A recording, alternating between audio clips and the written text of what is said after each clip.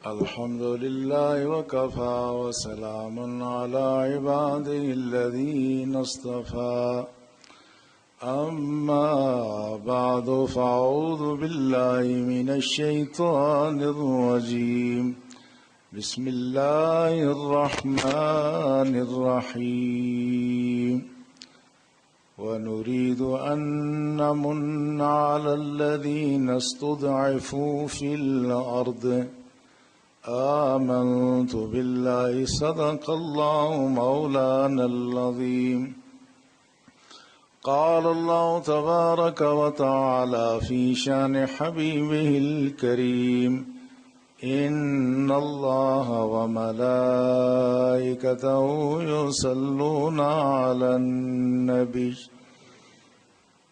يا أيها الذين آمنوا صلوا عليه وسلموا تسليما اللهم صل على سيدنا ومولانا محمد وعلى آله وأصحابه أجمعين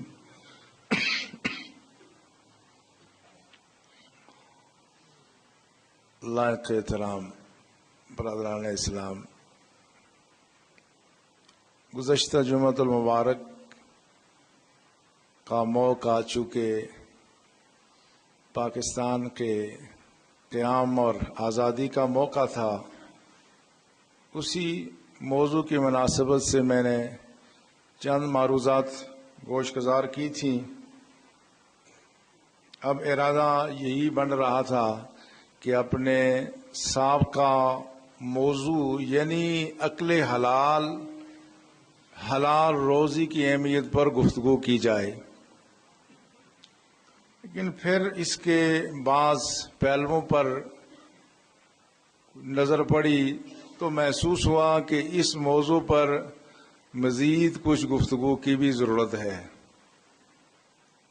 وہ اس لیے کہ پاکستان کا قیام اور کشمیر کی آزادی یہ اللہ کا اس سرزمین کے باشندوں پر اتنا بڑا احسان، اتنا بڑا کرم ہے کہ جس کا احساس روز بروز مٹتا جا رہا ہے، اور آزادی کی جو دولت اللہ نے ہمیں عطا فرمائی تھی، اس دولت پر، اس نعمت پر شکر کے بجائے ہمارا رویہ ناشکری اور نافرمانی کا بنتا جا رہا ہے۔ تو اس حوالے سے یہ احساس بڑا ضروری ہے۔ میں نے گزشتہ خطبے میں یہ بات عرض کی تھی کہ بر صغیر میں جو اسلام پھیلا وہ صوفیاء کے دم قدم سے پھیلا، اور جو پاکستان بنا یہ خود نہیں بنا، یہ بنایا گیا، اور سچ یہ ہے کہ اس کا فیصلہ زمینوں پر نہیں آسمان پر ہوا، اور پاکستان بشمول آزاد کشمیر اس سرزمین کی آزادی اور اس کا دوام یہ اللہ کی مشیت اور مرضی کے مطابق ہے۔ اس لیے پاکستان کو دنیا کی کوئی قوم، کوئی ملک کبھی مٹا نہیں سکے گا، یہ قائم و دائم رہے گا۔ البتہ اس میں کچھ چیزیں ایسی ہیں جس میں ہماری اپنی ذمہ داری ہے، ہم ادا نہیں کریں گے تو ہم آزمائش کا شکار ہو جائیں گے۔ اللہ رب العزت کے کئی ضابطے اور اصول ہیں۔ ایک تو اللہ کا ضابطہ ہے عدل کا، دوسرا اس کا ضابطہ ہے فضل کا۔ عدل کا معنی یہ ہوا کہ انصاف سے کام لیا جائے، کوئی قوم جتنی اچھائی کرے اتنا اس کو اس کا اجر و ثواب دے دیا جائے، اور خدا نخواستہ اگر وہ نافرمانی گمراہی کی راہ پر چل پڑے تو اس کو اس کی سزا اور عذاب بھی دیا جائے، یہ اس کا عدل ہے۔ اس میں بھی فضل ہی ہے، لیکن ایک اس کا فضل یہ ہے کہ لوگوں کی کوششیں، کاوشیں، ان کی جتنی محنتیں ہیں وہ اتنی نہ ہو، خدا اس سے کہیں زیادہ عطا فرما دے۔ پاکستان کا قیام یہ ٹھیک ہے، ہزاروں لوگوں نے قربانیاں دیں اور بہت خون بھی بہا، لیکن سچ پوچھیں اگر وہ پس منظر دیکھیں تو پاکستان کے قیام سے 1 سال پہلے کسی کو اس بات کی دور دور تک کوئی خبر تک نہ تھی کہ کیا پاکستان بن جائے گا، یہ ملک آزاد ہو جائے گا۔ اللہ کا یہ خصوصی فضل ہے، اور یہ پاکستان کا قیام معجزہ ہے۔ معجزہ اس معنی میں کہ حالات و واقعات یہ نہیں بتاتے کہ پاکستان بن سکتا تھا، مگر اللہ نے بنا کے دے دیا۔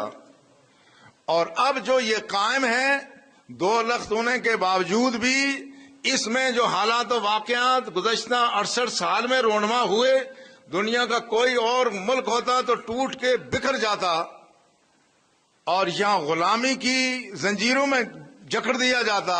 اس کے باوجود یہ ملک قائم اور دائم ہے، انشاءاللہ ہمیشہ قائم اور دائم رہے گا۔ لیکن اس میں کچھ چیزیں ایسی ہیں کہ اللہ نے بعض قوموں پر اپنا فضل بھی کیا اور پھر عدل بھی کیا۔ اللہ کی یہ بھی سنت ہے، فضل کرنا بھی اللہ کی سنت، عدل بھی اللہ کی سنت ہے۔ اللہ کسی قوم پر فضل بھی کرتا ہے، حالات و واقعات سے بڑھ کر کے انہیں کوئی نعمت عطا کر دیتا ہے، مگر یہ ہمیشہ یہ معجزات رونما نہیں ہوتے، ہمیشہ معجزات رونما نہیں ہوتے۔ قوموں نے اپنا کردار حصہ بھی ڈالنا ہوتا ہے۔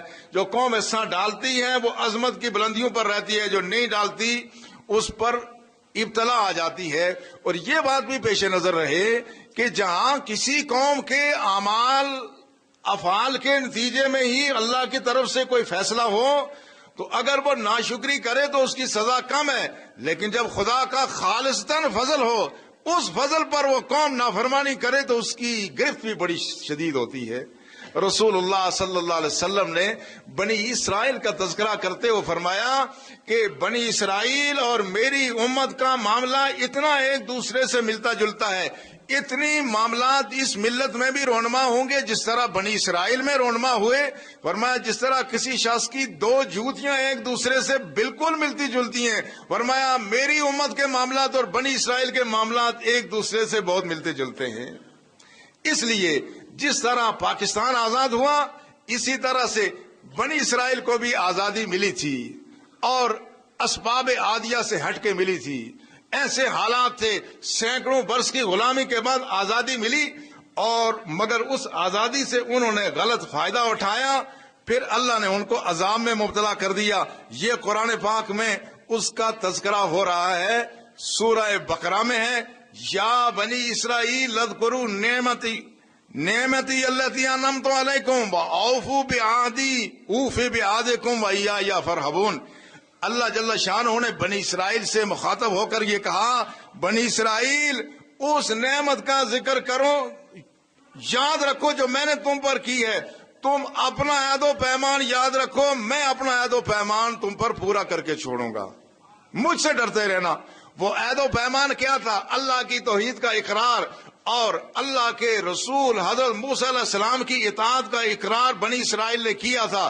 اللہ نے فرمایا تم اپنے اقرار پر قائم رہنا تو میری نعمتیں تم پر برستی رہیں گی۔ پھر آگے چل کے فرمایا یا بنی اسرائیل اذکروا نعمتی التی انعمت علیکم وانی فضلتکم علی العالمین۔ بنی اسرائیل اس نعمت کو یاد رکھنا جو میں نے تمہیں عطا فرمائی، اور میں نے تمہیں اپنے زمانے میں سب لوگوں پر فضیلت عطا فرما دی تھی۔ پھر اللہ جل شانہ نے وہ ان نعمتوں کا ذکر کیا کہ میں نے تم پر کون کون سی نعمتیں کی تھی۔ وَإِذْ نَجَّيْنَاكُمْ مِنْ آلِ فِرْعَوْنَ يَسُومُونَكُمْ سُوءَ الْعَذَابِ يُذَبِّحُونَ أَبْنَاءَكُمْ وَيَسْتَحْيُونَ نِسَاءَكُمْ وَفِي ذَلِكُمْ بَلَاءٌ مِّن رَّبِّكُمْ عَظِيمٌ۔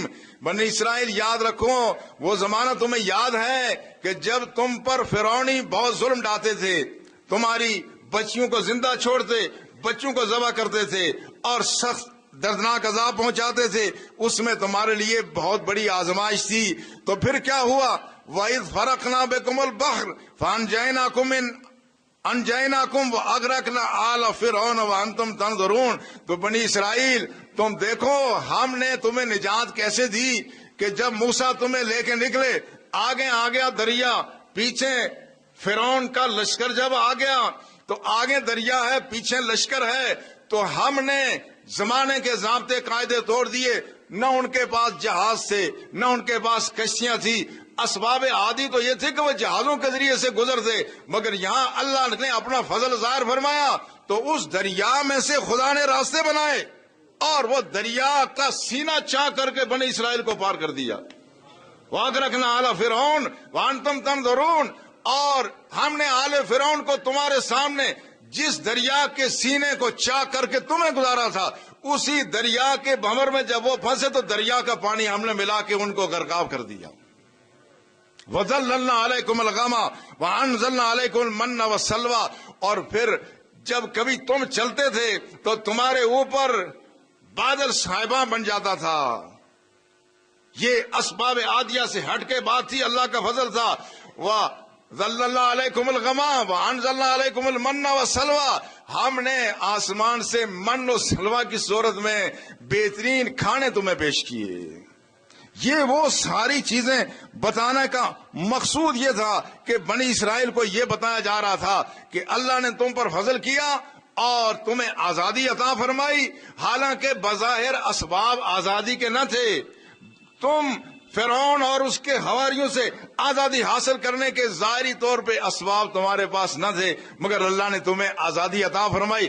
مگر اس کے بعد پھر اللہ نے ان کو ذلت اور مسکنت کا بھی شکار کیا، رسوا بھی کیا، اور ان پر وادی تیہ میں وہ 40 سال تک ایسے حیران پھرتے رہے، ادھر سے جاتے تھے آگے سے بھول کے پھر وہیں آ جاتے، 40 سال تک خدا نے ان کو عذاب میں مبتلا رکھا وادی تیہ میں۔ اس سے کیا بات معلوم ہوتی ہے؟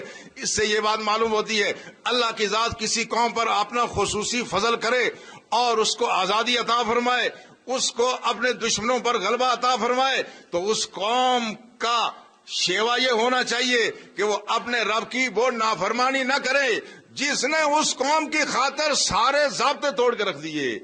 اللہ کی ایک سنت ہے، اللہ کی عادت ہے، ایک اللہ کی قدرت ہے۔ سنت یہ ہے کہ اسباب عادیہ سے سارا نظام چلے گا، مگر کسی قوم پر جب اللہ اتنا احسان کر دے، اتنا احسان کرے کہ زمانے کے ضابطے توڑ دے، جہاں پانی میں سے راستے بن جائیں، آسمانوں سے تیار کھانے نازل ہوں، اور جب ابر کی صورت میں صاحبان ہوں، تو یہ اسباب عادیہ سے ہٹ کر کے یہ اللہ نے اپنی قدرت اور فضل زائد کر دیا۔ لہذا جب انہوں نے اس سارے فضل کے باوجود خدا کی رحمت کی ناقدری کی تو پھر وادی یہ تھی کہ اس ریگستان میں 40 سال تک بھٹکتے رہے۔ یہ وہی قوم ہے جن کو خدا نے کہا کونوا قردۃ خاسئین، ایک طرف تو ان کے لیے راستہ چیرا، سمندر سے راستہ دیا، دوسری طرف جب انہوں نے نافرمانی کی تو ان کے چہرے بدل کر کے بندر بنا کے رکھ دیا۔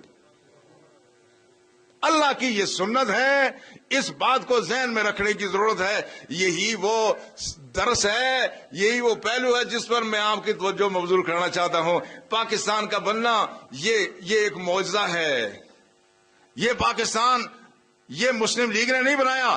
سچی بات یہ ہے قائد اعظم کی قیادت کو سلام ہے، لیکن یہ پاکستان قائد اعظم نے نہیں بنایا، یہ پاکستان اللہ رب العزت نے عرش کی بلندیوں پر اس کا فیصلہ ہوا، فرش پر یہ نافذ ہوا۔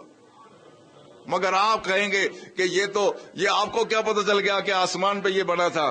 ہم کہتے ہیں ہاں، جو زمین کے حالات ہیں وہ ذرا دیکھو تو پتہ چلے گا یہ آسمان پہ ہی بنا تھا۔ کیوں؟ اب ذرا تھوڑا سا وہ منظر، ہم کوئی پاکستان کی تاریخ بیان نہیں کرنا چاہتے۔ عام طور لوگوں کا خیال یہ ہے کہ مسجد کے سٹیج پہ سیاست کی بات نہیں ہونے چاہیے، یہ تاریخ پاکستان کا کیا تعلق ہے؟ مگر یہ تاریخ پاکستان سامنے لائیں تو پھر ہماری آنکھیں کھل جاتی ہیں کہ خدا کا کتنا بڑا فضل تھا۔ 1857 کی جو جنگ آزادی مسلمانوں نے لڑی انگریزوں کے خلاف، اس میں جب ناکامی ہو گئی تھی تو اس کے بعد یہ بات طے تھی کہ اب انگریز کے خلاف مسلح جدوجہد کامیاب کسی صورت میں نہیں ہو سکتی، اب کوئی راستہ اور اختیار کرنا پڑے گا، اب قانون کا راستہ ہوگا، اب کوئی دباؤ کا راستہ ہوگا، پرامن تحریک ہوگی، ورنہ 1857 کی جنگ آزادی کے بعد اب انگریز کو تلوار کے زور سے، اسلحہ کے زور سے، بغاوت سے لڑ کر کے انگریز کو بر صغیر سے نکالنا کسی کے بس میں نہ تھا۔ ایک پہلو تو یہ ہوا۔ دوسرا پہلو یہ ہے کہ جب قرارداد پاکستان لاہور میں پیش کی 23 مارچ 1940 کو اقبال پارک میں، اس کے بعد جو رد عمل ہوا وہ دیکھو تو حیرت ہو جاتی ہے کہ کتنا کمزور تھا مسلمان. ایک طرف پورا ہندو ایک طرف تھا، اور ہندو نے اکھنڈ بھارت کا دعویٰ کیا. انہوں نے کہا ہندوستان کو تقسیم کرنا ایسا ہے جس طرح ہماری گاؤں ماتا کو کوئی ٹکڑے ٹکڑے کر دے. ہم جس طرح گاؤں ماتا کو ذبح نہیں ہونے دیتے، اس طرح ہم ہندوستان کو تقسیم نہیں ہونے دیتے. اور یہ بات خود تاریخی ریکارڈ پر موجود ہے، اور یہ بات غالباً مولانا ابوالکلام آزاد نے انڈیا ونز فریڈم میں یہ بات لکھی ہے کہ گاندھی نے یہ کہا تھا کہ پاکستان میری لاش بری بنے گا. گاندھی کو ہمارے طرح سے وہ جذباتی لیڈر نہیں تھا، گلے پھاڑ پھاڑ کر کے جو لال قلعے پر پرچم کی بات کرے اور سری نگر کو فتح کرنے کی بات کرے. وہ بڑا ٹھنڈے مزاج کا، بڑا دور بین انسان تھا، بڑا دانشور انسان مانا جاتا. وہ اس کو مہاتما کہتے تھے، مہاتما گاندھی ہے، اس کو عظیم لیڈر مانتے تھے. وہ بڑا ٹھنڈے مزاج کا انسان تھا. اس کی بات نبی تلی تھی. اس نے کہا پاکستان اس وقت بنے گا جب پہلے میری لاش گرے گی، ورنہ پاکستان بننے نہیں دوں گا. یہ کب کی بات ہے؟ یہ قرارداد پاکستان کے بعد کی بات ہے. اب ایک طرف دیکھو سارا ہندو اس بات پر متفق ہے کہ پاکستان نہیں بننے دینا، اور دوسری طرف صرف ہندو ہی نہیں ہے، ان کے ساتھ سکھ بھی شامل ہیں، ان کے ساتھ پارسی شامل ہیں، ان کے ساتھ عیسائی شامل ہیں. ہندوستان کے سارے عیسائی، سکھ اور پارسی اس بات پر متفق تھے کہ ہندوستان کو تقسیم نہیں ہونے دینا. اور دوسری طرف مسلمانوں کی اپنی حالت. ایک طرف ہندو ہے کتنا؟ مسلمان سے 3 گنا طاقت میں زیادہ، علم میں زیادہ، وسائل میں زیادہ، پیسے میں زیادہ. تو ان کی ساری طاقت مسلمانوں کی افرادی طاقت کے مقابلے میں 3 گنا زیادہ ہے. تعلیم یافتہ بھی وہ زیادہ ہے، پیسہ بھی ان کے پاس زیادہ ہے، اثر و سوکھ بھی زیادہ ہے. تو دوسری طرف دیکھو 1 اور 3 کا تناسب بھی نہیں ہے. اب مسلمانوں کی کیفیت کیا ہے؟ مسلمانوں کی کیفیت یہ ہے کہ ایک طرف مسلمان تقسیم ہے، تقسیم در تقسیم. ایک طرف صوبہ سرحد میں سرحدی گاندھی عبدالغفار خان اس کے پرجوش کارکن ہیں جو پاکستان بننے کو کبھی نہیں تسلیم کرتے تھے. وہ پاکستان کے مخالف اور دشمن. اسی وجہ سے سب سے پہلے اقوام متحدہ جس ملک نے مخالفت کی وہ افغانستان تھا، اس لیے کہ سرحدی گاندھی کے ان کے ساتھ تعلق واسطے تھے. لہذا ادھر صوبہ سرحد تو یوں نکل گیا سرحدی گاندھی کی وجہ سے. پنجاب میں یونینسٹ پارٹی تھی، وہ بھی مسلم لیگ کے خلاف. اور تیسری طرف جو ہمارے علماء تھے، علماء میں ایک گروہ تو وہ تھا جو کانگریس کی قیادت کرتا تھا. ابوالکلام آزاد بہت بڑا انسان تھا. ان کی زبان اور ان کا بیان اور ان کی دور رسی اور ان کی دور اندیشی ابوالکلام آزاد کی مشہور تھی. تو ابوالکلام آزاد یہ کانگریس کے صدر تھے.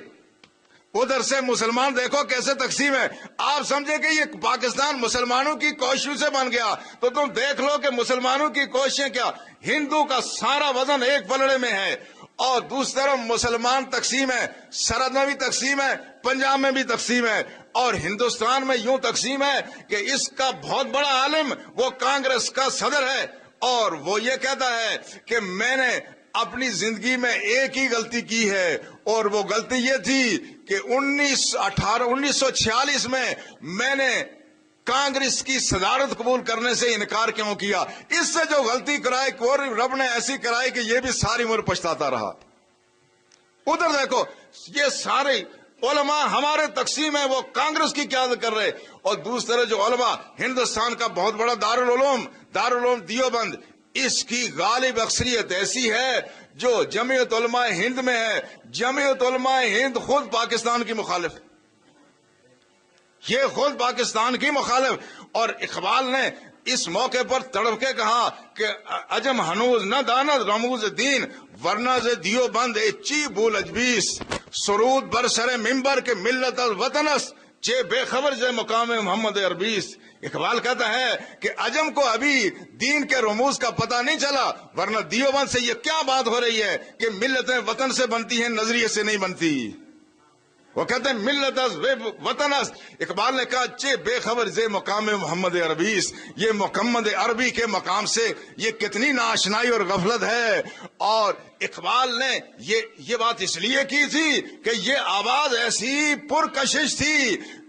جمعیت علماء ہند کا دعویٰ یہ تھا کہ ملت از وطن از، ملتیں عقیدے سے نظریے سے نہیں بنتی، ملتیں وطن سے بنتی ہیں. تو دیکھو مسلمان کتنا تقسیم ہے، کتنا تقسیم ہے، تقسیم در تقسیم ہے. تو مسلم لیگ کے کھاتے میں آتا کیا ہے؟ مسلمان تقسیم ہے جو پاکستان بنوانا چاہتا ہے، ہندو متحد ہے جو پاکستان نہیں بننے دیتا. اور اس پہ مزید اضافی بات کیا ہوئی؟ اضافی بات یہ ہوئی کہ برطانیہ میں لیبر پارٹی کی حکومت آ گئی، اور اٹیلی جو ان کا وزیر اعظم تھا وہ ذاتی طور پر قائد اعظم سے بڑی مخالفت اور دشمنی رکھتا تھا. لارڈ ماؤنٹ بیٹن جس نے تقسیم کا یہ فارمولہ یہاں نافذ کیا، اس کے ساتھ گاندھی اور نہرو خاندان کے بہت قریبی تعلقات تھے. تو دیکھ لو اب کس طرف سے کوئی پاکستان کے کوئی آثار تمہیں نظر آ رہے ہیں کہ مسلمان تقسیم در تقسیم ہے. جنہوں نے آزادی دینی ہے ان کی ساری ہمدردیاں، یہ 1946 میں حالات ایسے تبدیل ہوئے، لیبر کی حکومت آ گئی تو گاندھی جی نے بڑی امید لگا دی تھی کہ یہ تو ہمیں حکومت دے دیں گے. اب ساری فضا مخالفانہ ہے، سب کی سب فضا مخالفانہ ہے. اور اگر یہ ساری چیزیں اپنے طور پر ہونے کے باوجود بھی ایک اور بات بھی اگر نہ ہوتی تو پاکستان نہ بنتا. یہ تو ساری چیزیں اپنے طور پر تھی. وہ جو ڈاکٹر پٹیل کے دراز میں جو راز مدفون تھا بمبئی میں، اگر وہ اس کا انکشاف ہو جاتا پاکستان کبھی نہ بنتا. ڈاکٹر پٹیل کے دراز میں بمبئی میں وہ راز کیا تھا؟ وہ قائد اعظم محمد علی جناح کا اکسرے تھا.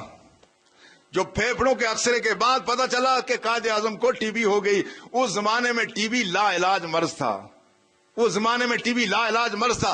اگر انگریز یا ہندو کو پتا چلتا تھا کہ محمد علی جناح کے پھیپھڑوں کو ٹی بی ہو گئی ہے، ٹی بی لگ گئی ہے، تو پاکستان کبھی آزاد نہ ہوتا. اس لیے کہ ایک طرف دیکھو عرصہ ہی کتنا ہے، 14 اگست سے لے کے پھر اگلے سال 1948 11 ستمبر، یہ کوئی 13 مہینے بنتے ہیں. اگر 13 مہینے دیر ہو جاتی پاکستان کبھی نہ بنتا. اور دوسری طرف دیکھو قائد اعظم کے لیے بھی ہم بڑے احترام کے جذبات رکھتے ہیں، لیکن سچ پوچھیں تو قائد اعظم کے حوالے سے بھی وہ جو لیڈروں میں بر صغیر میں جو قیادت کے لیے جو چیزیں ہوتی تھی قائد اعظم میں ان میں سے بہت ساری چیزیں نہ تھیں. مثلا اس زمانے میں قیادت کے لیے، پچھلی دفعہ بھی ہم چندہ نہ کر سکے، اس سے پچھلی دفعہ، اس دفعہ ہمارے بعض احباب کہہ رہے تھے اس دفعہ نہ کریں، 21 تاریخ ہو گئی ہے. میں نے کہا ہمارے ان احباب نے کبھی تاریخوں کو نہیں دیکھا، یہ تاریخیں نہیں دیکھتے، یہ اللہ کے دین کے ساتھ ان کی محبت ہے، جو ہوتا ہے پیش کر دیتے ہیں. تو اس لیے اندر ہار میں لیاقت خان صاحب، بار برآمدے اور سین میں دانش سرور ہیں، اوپر حال میں پٹھان سلطان خان صاحب ہیں، آخری چھت میں نصیر خان صاحب ہیں. یہ آپ کے پاس تعمیر مسجد کے سلسلے میں تشریف لا رہے ہیں، جو اللہ توفیق دے ان کی مدد فرمائے.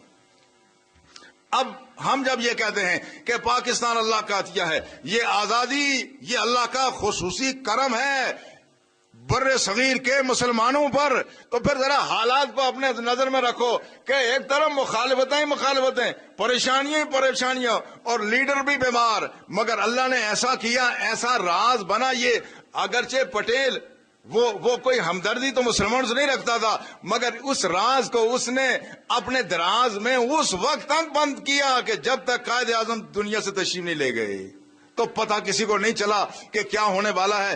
قائد اعظم کی پوزیشن خود یہ تھی کہ بر صغیر میں جو لیڈر ہوتے تھے یا تو مذہبی رہنما ہوتے تھے یا وڈیرے ہیں، نواب ہیں، ملک ہیں، اور اس طرح کے لوگ تھے. قیادت تو ان کے پاس تھی. بر صغیر میں اس سے پہلے کوئی وکیل قائد نہیں بنا تھا، اور قائد اعظم کی مالی حالت بھی کوئی اتنی بہتر نہ تھی، متوسط سے بھی نچلے گھرانے کے فرد تھے. اور ایک اور بات تھی جو اس زمانے میں اس کو اور زیادہ محسوس کیا جاتا تھا کہ ان کا تعلق اہل سنت والجماعت سے بھی نہ تھا. تو اندازہ کر لو کہ لیڈر بھی ایسا جو نہ مذہبی ہے، نہ وڈیرا ہے، نہ نواب ہے، نہ اہل سنت کی غالب اکثریت میں سے ہے، اور دوسری طرف وہ ایسا بے باک ہے کہ بعض دفعہ اپنوں کو بھی مخالف بنا دیتا ہے. اس کی بے باکی بھی ایسی مشہور ہے. اور اس پر مزید یہ بات طرف ہے تماشا یہ کہ وہ جس سرزمین میں لوگوں سے خطاب کرتا ہے اس کی بولی بھی صحیح نہیں بول سکتا. وہ بولتا ہے تو انگریزی بولتا ہے. اس سرزمین کے لوگ انگریزی سے نفرت بھی کرتے ہیں. جو نہیں نفرت کرتے ان کو سمجھ نہیں آتی. وہ جب بولتا ہے اس کی زبان میں اردو میں روانی نہیں ہے. تو پھر دیکھو پھر کہاں سے کہاں ہے, کیا تناسب ہے. ایک طرف سارے وسائل یہ بتاتے ہیں کہ پاکستان نہیں بنے گا اور دوسری طرف کمزوریاں ہی کمزوریاں ہیں. مگر اس ساری چیز کے باوجود جب کیبنٹ مشن آتا ہے, وزارتی مشن آتا ہے, یہ ہندوستان میں غالباً یہ مئی 1946 کی بات ہے, اور اس میں انہوں نے وہاں سے روانہ ہونے سے پہلے برطانیہ کے وزیر اعظم سے وہاں بیان دے دیا تھا کہ بر صغیر میں ہمیں پتہ ہے کہ اقلیتیں بھی ہیں لیکن ہم اقلیتوں کو ویٹو کا حق نہیں دے سکتے.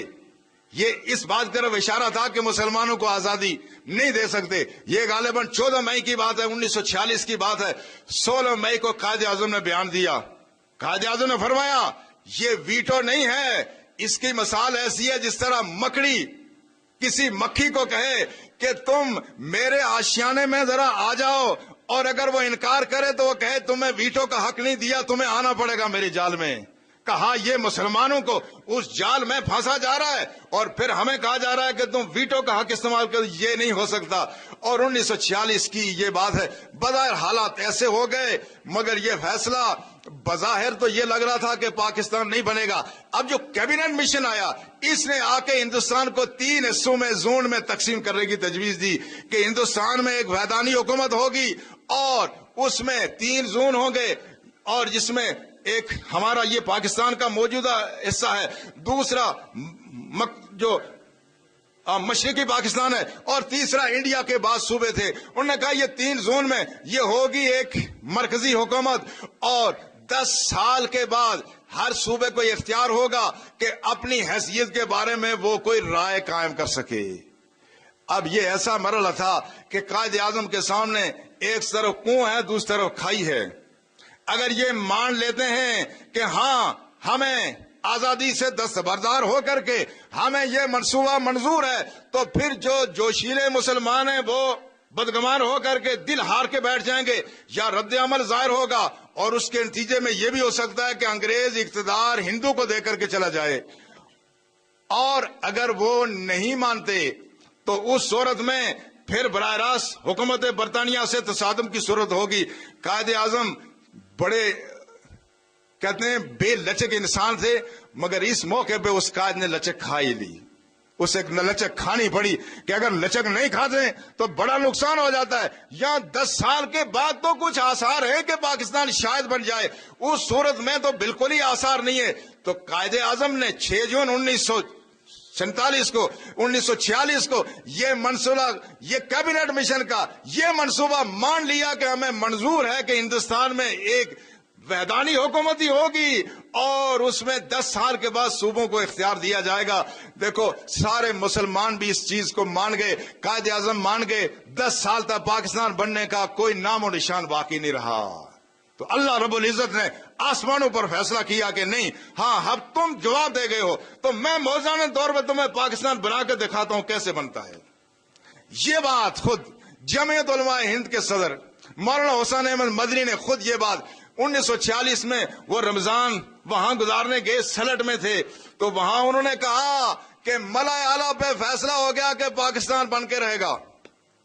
اب ان کو کیسے پتا چلا یہ تو ایک الگ بات ہے. انہوں نے کہا کہ اپنے ماننے والوں سے کہ آسمانوں پر فیصلہ ہو گیا کہ پاکستان بن کر کے رہے گا. انہوں نے کہا اچھا پھر اگر پاکستان بنے گا تو ہم کیا کریں. انہوں نے کہا پھر یہ چونکہ تکوینی معاملہ ہے ہم اس فیصلے کے پابند نہیں ہیں. عجیب سی بات ہے, جب ان کو یہ ادراک ہو گیا کہ ملائے اعلیٰ پر فیصلہ ہوا تو ملائے اعلیٰ پر فیصلہ اللہ کے حکم سے ہی ہوتا ہے نا.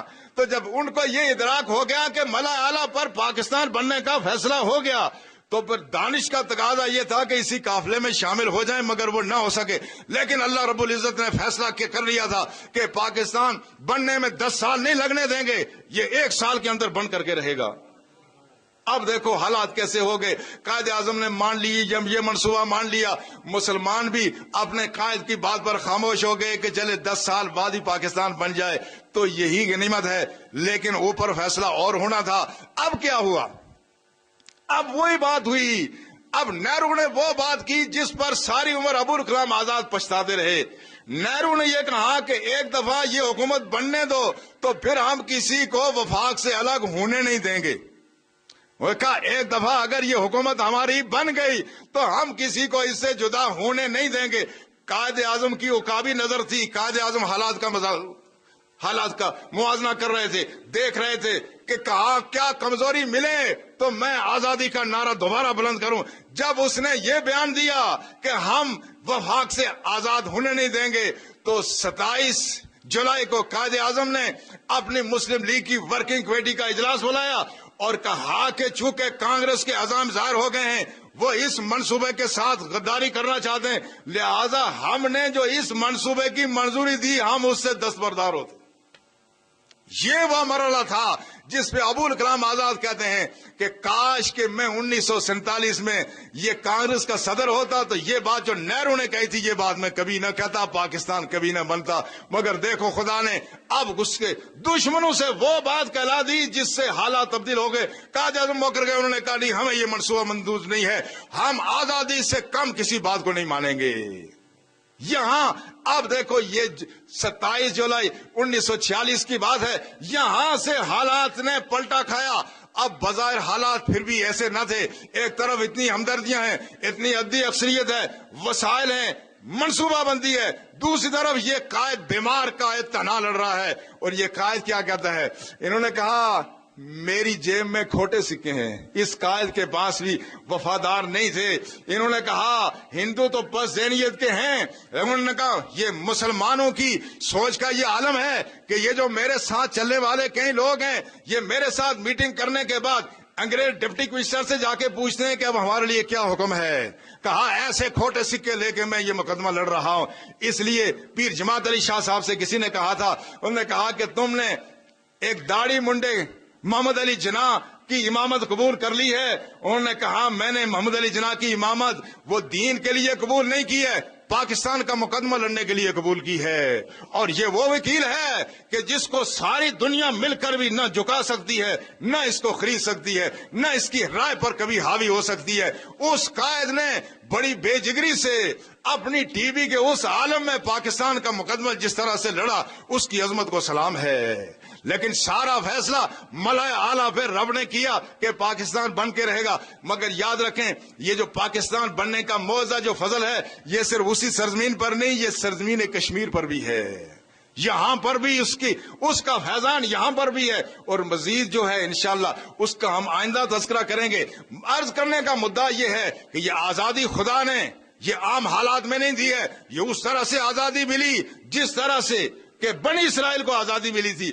اب اگر ہم اس کی ناقدری کریں گے تو اس کا انجام افراد کا بہت برا ہوگا. یہ ملک قائم رہے گا لیکن ہماری نسلیں برباد ہو جائیں گی. اللہ ہمیں اس آزادی کی قدر کو پہچاننے کی توفیق عطا فرمائے. وما علینا الا البلاغ.